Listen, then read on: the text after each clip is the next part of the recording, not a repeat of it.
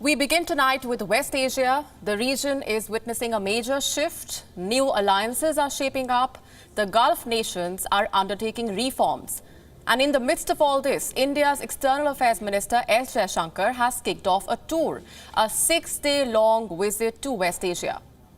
The timing is right for New Delhi to make an outreach to expand its relationship with the Gulf, a region that is a key strategic partner for India.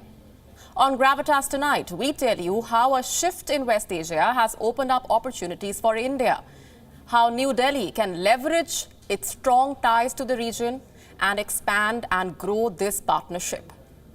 Let me first tell you what happened today. India's External Affairs Minister S. Jaishankar began his tour with Bahrain today.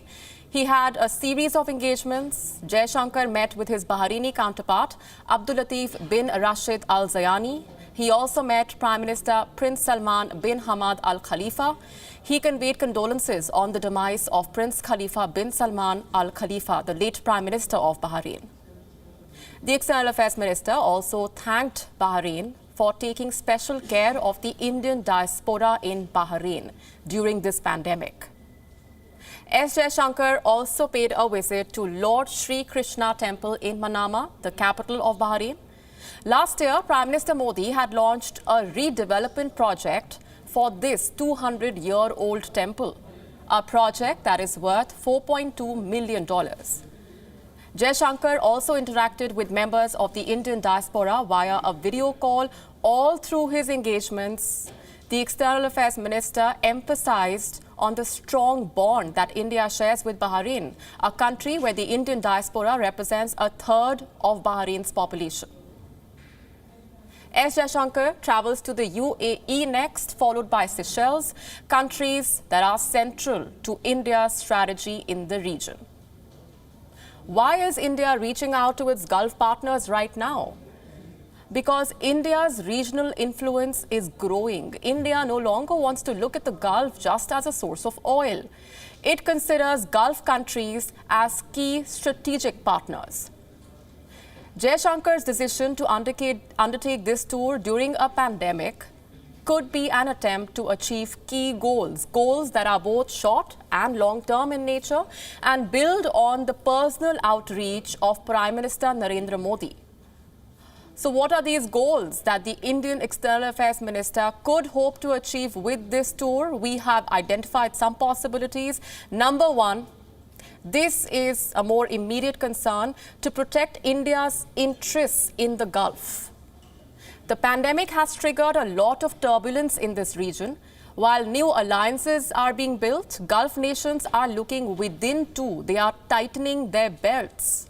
According to one estimate, Arab states or the Gulf could have a deficit of about $490 billion between 2020 and 2023. Their government debt could surge by a record $100 billion this year. Proposals are being floated around that could limit the entry of foreign workers. Close to 8 million Indians work within the Gulf. India would want their interests to be protected.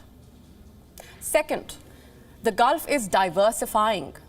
They are making big-ticket investments to open up other sectors of the economy to generate income, all in an attempt to shift away from oil.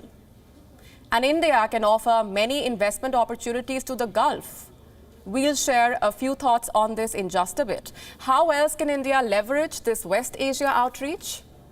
By making most of the realignment that is taking place. The UAE and Bahrain both, remember, have normalized ties with Israel, another ally for India.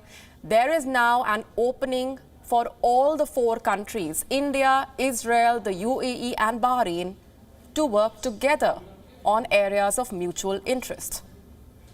Next, allies in the Gulf can help India protect its security interests, like the UAE can be an ally for India in the Afghanistan conflict. Abu Dhabi has been the meeting ground for the peace dialogue. The city has hosted all the stakeholders, including the Taliban leadership. And just before Jaishankar's visit, the UAE stopped issuing new visas to citizens of Turkey and Pakistan, two countries that have tried to push an anti-India agenda at global platforms. There is opportunity for India to forge a partnership with allies like the UAE, especially on issues of national security. And finally, the fifth possibility, another crucial one, India can be an ally for the Gulf nations as they undertake serious reforms. Reforms that reduce the role of religion in daily life, give more rights to women, make way for a more open society. India should consider supporting its Gulf partners in this transition.